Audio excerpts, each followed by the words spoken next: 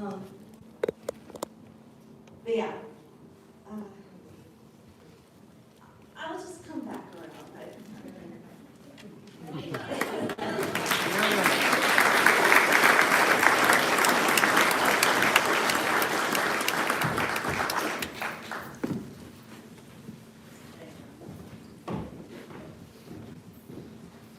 Okay, I just have a few thank yous I want to do. When this happened, first of all, it sucks, right? Joel been missing, and we were all in a panic. And so thanks to Congresswoman Randall and her staff, James Bray, for helping mobilize the Coast Guard to go retrieve the Carol Lee. We didn't really know what we were going to find out there, and Joel wasn't on the boat, but we didn't know that. So want to say thank you for that, and then thank you to the Quilcene Lantern, who the folks who bought this property donated the use of the barn for this event. So super.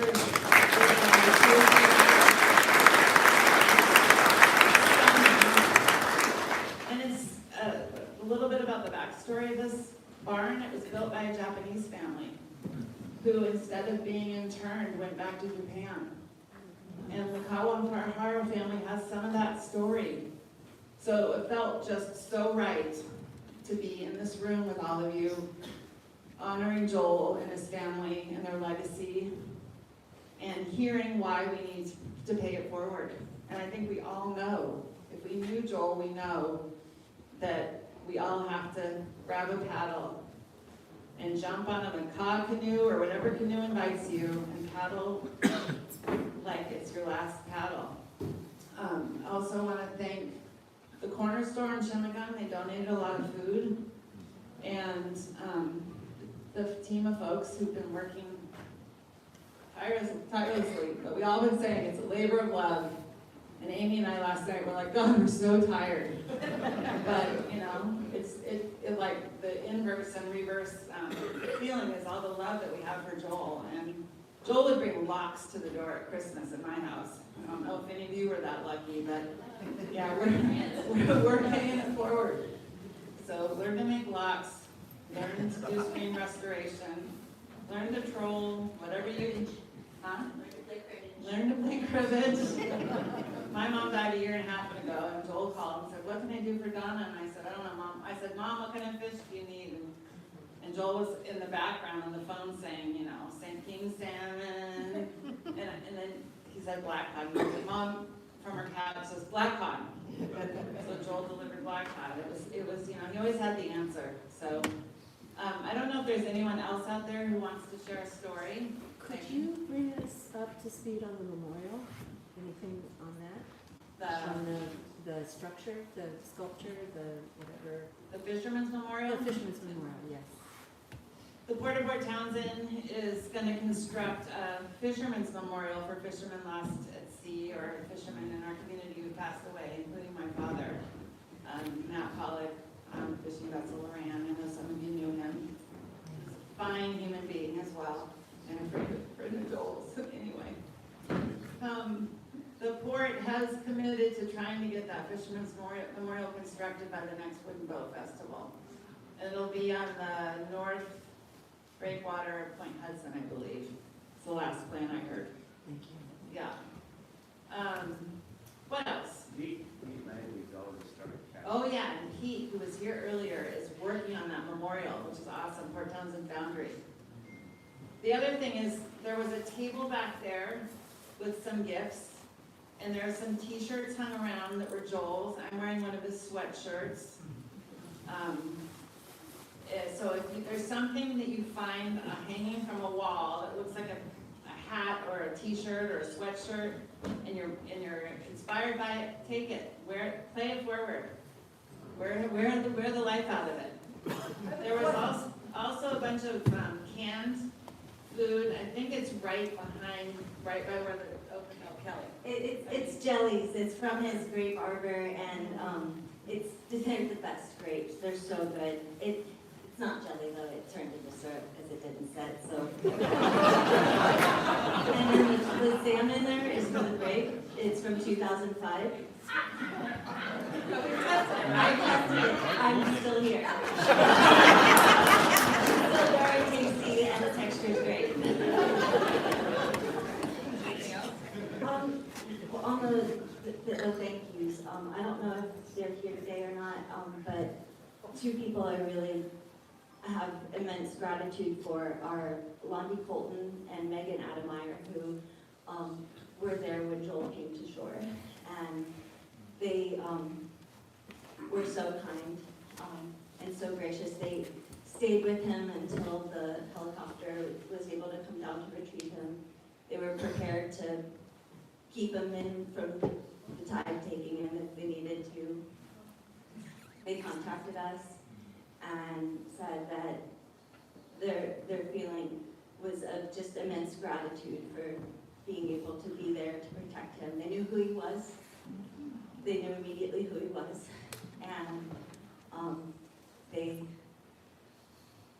just said it was the most beautiful part of the beach. And if anybody wants to know where that is, I have the coordinates.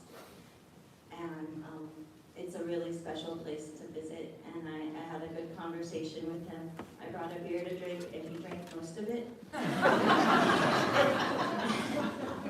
I read some poetry to him from his book that I stole off his boat years ago.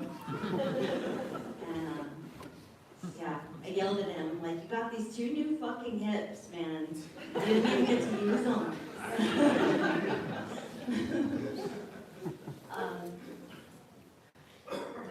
It was really powerful to be there, and I'm happy to make sure that anybody who wants to get there can get there. Thank you, Heather. I just do want to comment on, like, Joel had such a unique grace. Like, as, like, complicated and annoying and aggravating as he could be, he had this, something, it took me a long time to learn, to really understand, actually. I mean, I'm still kind of seeing it. Just the way he moved through the world and the way that he shared his time, his love, and like his energy. He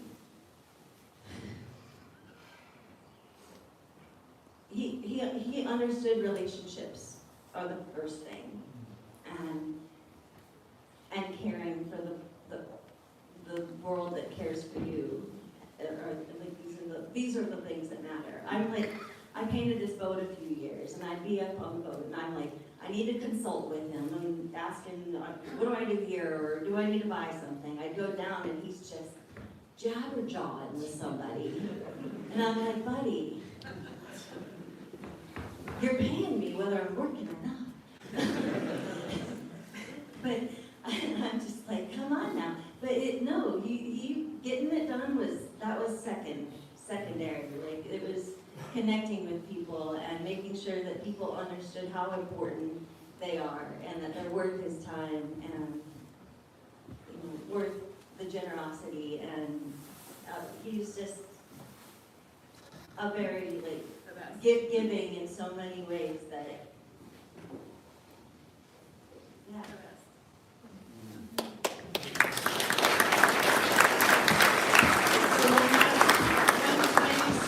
Last piece of gratitude. So we were planning this event, and I said, okay, a lot of us knew Joel best when we were on the beach with him, on his beach, on the Kawahara beach. So we should get some oysters off the beach for the party. And so I started looking at the tide tables, and I said, oh my God, the night before the party, there's a negative tide. Let's do a midnight oyster run. And everyone looked at me like, we're gonna be tired, we're gonna be running, we're gonna be making coleslaw, we're gonna be, doing all the things that I was like. So my last piece of gratitude goes out to Taylor Shellfish, who has one of their operations just at the beach from the Kawahara property. And I called Bill Taylor and Bill Dewey, the two guys I know at Taylor, and I said, would you guys donate fresh oysters and a couple of shuckers for 200 people on this at the Philistine Lantern? Because your neighbor went missing at sea, and he always brought us oysters, so we need not. And I felt like, okay, that was a big ask. And then I lived back few weeks later, and I was like, hi, it's me again. And they're like, oh my God, we didn't get back to you. Okay, you can have it, what do you want? Oysters, mussels, and so they were, and so Gordon King, Gordon, are you still here? He left, okay. Well, he showed up with a truckload of mussels this morning, and I hope you all got to have some of those coconut red curry mussels.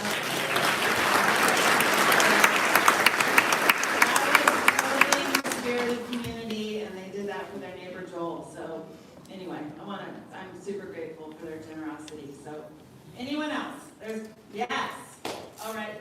I got a story from somebody who couldn't be here. Not really a story, just a few words. Awesome. Just a follow-up on Taylor. I'm Brad Warren. I knew Joe for a long time. I think we met during the 90s during the initiative campaigns when the Sporties were trying to drive a commercial development. And he was just, as he stayed forever, one of the most effective champions of the working waterfront I've ever known. Because you didn't just agree with him, even if you didn't start out agreeing with him. He was good, right? He got you. But you loved him, even if you didn't agree with him. Nobody doubted that man's heart and integrity. It was contagious.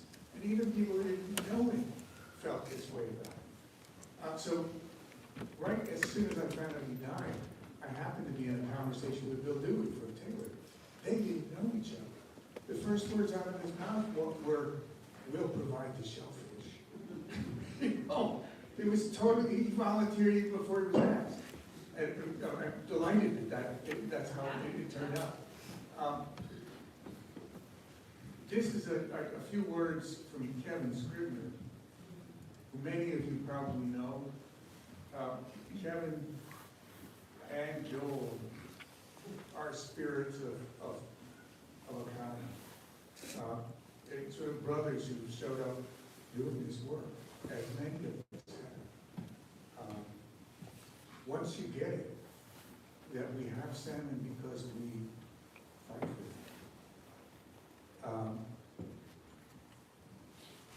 it. It's really hard to sit down again. Those two really lived it, and still do. So this is Kevin, who's our board chair at Global Ocean Health, and many other seats as well. This guy has a lot of service going on. And he has this to say about Joel. Joel and I spent countless hours fishing for solutions to the many human-induced limiting factors that bedevil salmon, especially in the lower 48, specifically in the Columbia River Basin. Probably no river that he didn't work on. I could always count on Joel to ask a revealing question, provide an illuminating statement or three. Always offered with humble confidence, never in anger or rage. As I had a spring troll season in my portfolio, late 70s, before I went north to Gilman, we were both fluent at fishing speak, including trolling talk, which made for sharing many stories in between the hard work to find ways to restore salmon abundance. I will channel Joel's spirit as I continue this work, missing him all the while. That's from Kevin Scribner. Thank you all.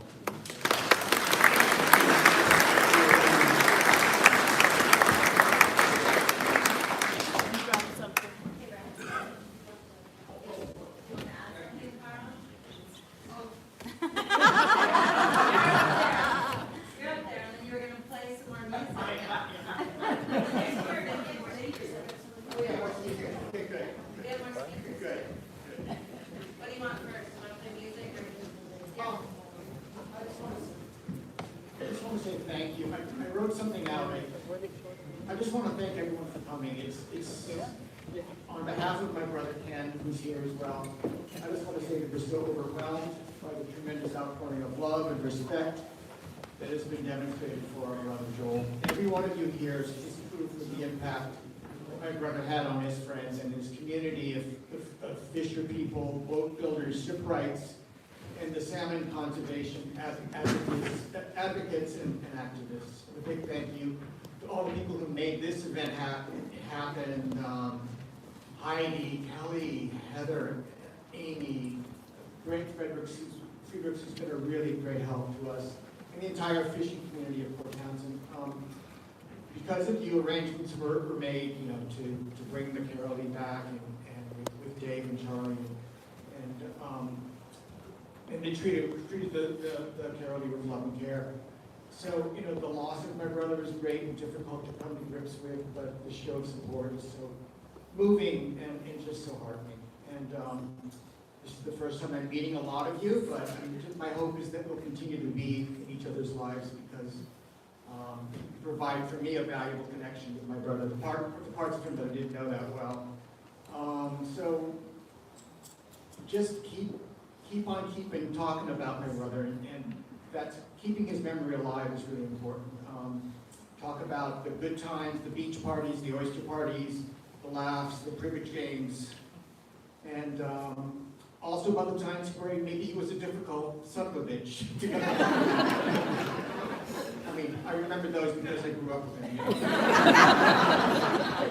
He was my older brother, so we had those times. But anyway, I just, again, thanks so much, everybody.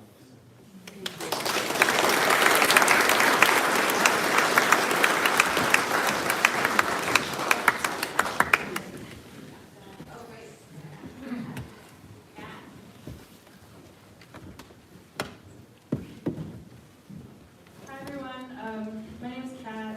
Joel was my stallmate in the Port Townsend commercial boat basin, and that's how we became friends. So I just wrote down a few stories to share with you.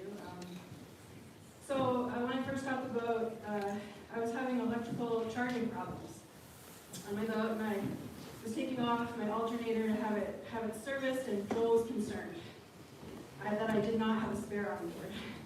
I said maybe I'd buy one before I left for Alaska, but he wasn't convinced that I could do that. And he said that he had one, but he wanted to trade for it. He wanted my smoked can Kita or chum salmon that I sold as a trade. And in my mind, that was great. I wanted the alternator.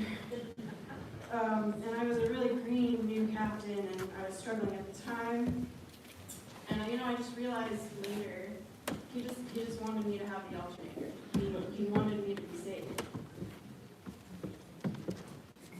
And he would always check in with me when I was running my boat through Canada, north and south. But he already seemed to know the weather systems that I was dodging, 500 to 700 miles north of him. He always cared deeply for the fleet, his community, his friends, his family. But, kind of with his own brand of humor. So he would bring me on salmon spawning stream surveys sometimes a while ago. And one morning I canceled because I had wrenched my neck putting on my wetsuit, of all things. And I couldn't make it, and so I texted him that I couldn't make it and why. And a few hours later, there's a knock at my door, and it's Joel. And I'm obviously walking around like a person who had injured their neck. And his first words to me were like, "Wow, you really are injured."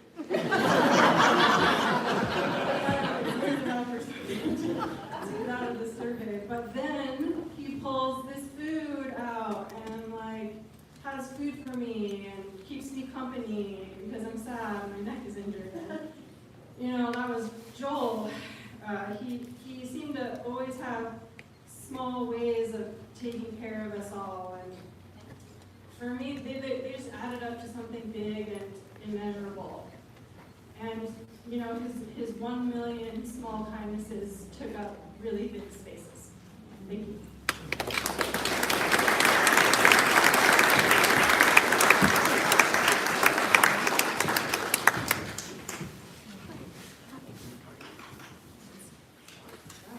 It's really bright here and very dark back there, so I can't see any of you, but hi. My name is Leanne Barris, and I work with Joseph at Sabermouth Salmon. And my story actually starts off pretty similar to Joseph's, because I met Joel back in 1994, when I started as the Washington organizer at Save Our Wild Salmon. And I was fresh off of working on lawn liners at a Dutch harbor up in Alaska. And of course, I was this freshman thing, thinking I knew a lot about brown fish, but I knew nothing about the salmon. And Joel took me under his wing, and he introduced me to all these amazing highliners and salmon leaders. A lot of you are actually in the room right now. I could just make down a list, and you know who you are out there, including, all of the folks that are going on and beyond as well. But he just really was such a mentor to me, and was just so kind and patient, and just really was someone who I could look up to and learn so much from at every turn. And just seeing him in so many meetings over so long, and you just said it so eloquently, he was just brilliant and incredibly smart and incisive. And you could be in a meeting and people would just be, on and on, like people do in meetings and all right. And Joel would be sitting there and he'd just be listening. And then he would just ask the questions that would cut through all the bullshit. And he would just be the one that would ask the most incisive questions that would get to the heart of the matter and really get that meeting on track. At the same time, he was also the guy that, he'd just be playing it straight, and then out of nowhere would come the quip, right? Like the zinger, the thing that would catch you completely off guard and make the whole room just bust up laughing at exactly the right time. Someone that both Joseph and I worked with during that time was the executive director of Save Our Wild Salmon, who could not be here today. He is in Boise, Idaho, and he couldn't make the trip over. But he asked me to read just a short statement from him, so I'd like to do that on behalf of Pat, who was one of the original founders and the executive director of Save Our Wild Salmon for over 20 years. So these are Pat's words. I knew Joel Kawahara through his 20 or so years of service on the Save Our Wild Salmon Coalition's board when I was the lead staff person. He was, to me, the ethical center of our board, sometimes in words, more often in character, tasks taken, and presence. It seemed to me Joel listened closely to others on the board first, and only then spoke. Joel was a ceaseless, effective representative of commercial fishing and fishers, one of the legs of our coalition. These legs, thus their human representatives, had both to continuously test each other against each other and stay stout in unison. I never had to doubt Joel would do both, an example to the rest of us. In the contentious salmon world and the differently contentious industry world that salmon contended with, Joel was a genuine, hard-working seeker for common understanding and ground while still being an advocate. And Joel was a gentle, humorous, and winning man with all around him. When I left SOS, Joel gave me a very large 4-part photograph on 4 pieces of thin metal backing of a dead salmon in early to mid stages of decay on a shallow stream edge. It's very large and my office is small, so most often I have to put out one of the 4 parts to be pleasant to me for a time. The photograph shows death and decay, but Joel saw the deeper scene, a dead salmon renewing in nourishing life, mystery, necessity, and beauty. It was an unconventional and very strong gift. Wow, very strong. Salute to you, Joel. And I was actually with Joel when he bought that gift for Pat. It was at a fundraiser with Travel Limited. It was with Tim Bristol, for those of you who know Tim. And I had a long conversation with Joel about that piece. And he was saying, well, should I buy it? Should I not buy it? Pat got the message. And he really saw it as something we were all working for, right? The idea of this dead salmon who made it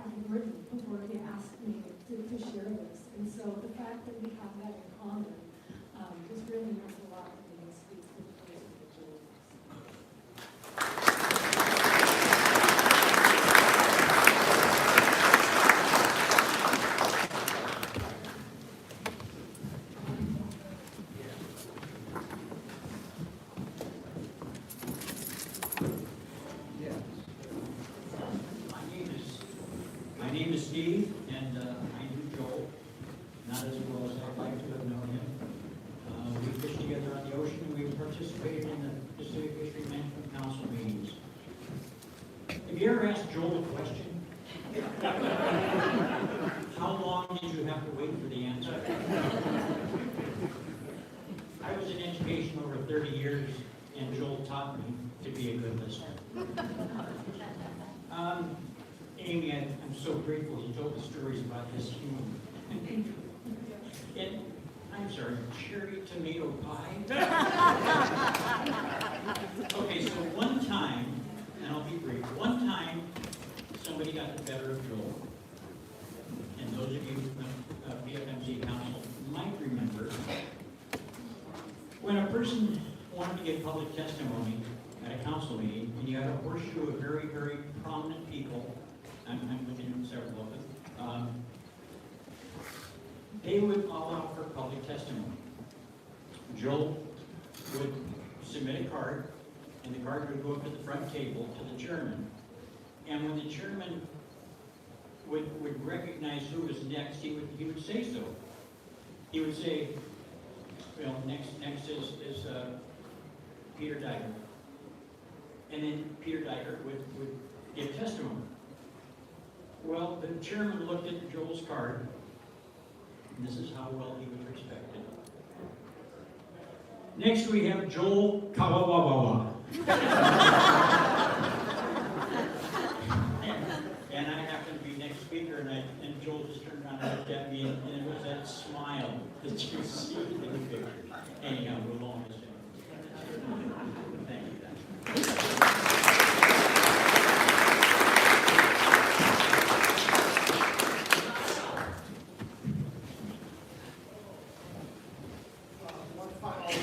One final piece by the great master, Johann Sebastian Bach.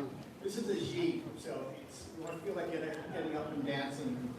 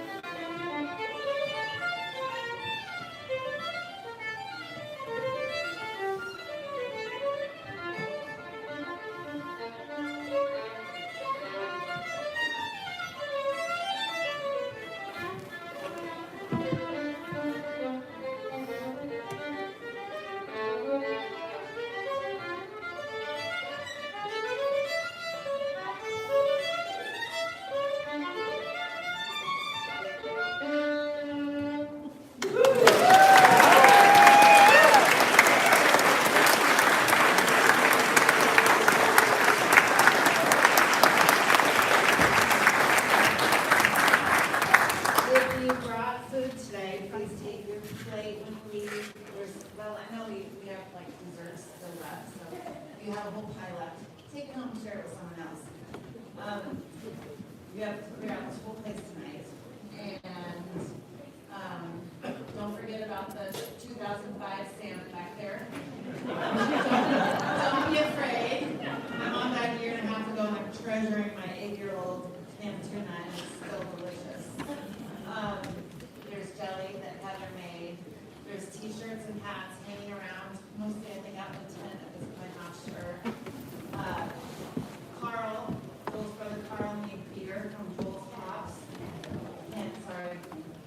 Ken made beer from Joel's Pops. That's out at the bar. Try it. It's delicious. We have some baggies. We have oil. We're going to take fish home. We have a lot of food. Yeah. And Joel's here with us. His remains are on the altar over there. So go pay your respects. Check out the awesome pictures of Joel and pay it forward. We have a lot of work to do, people. So appreciate everyone being here.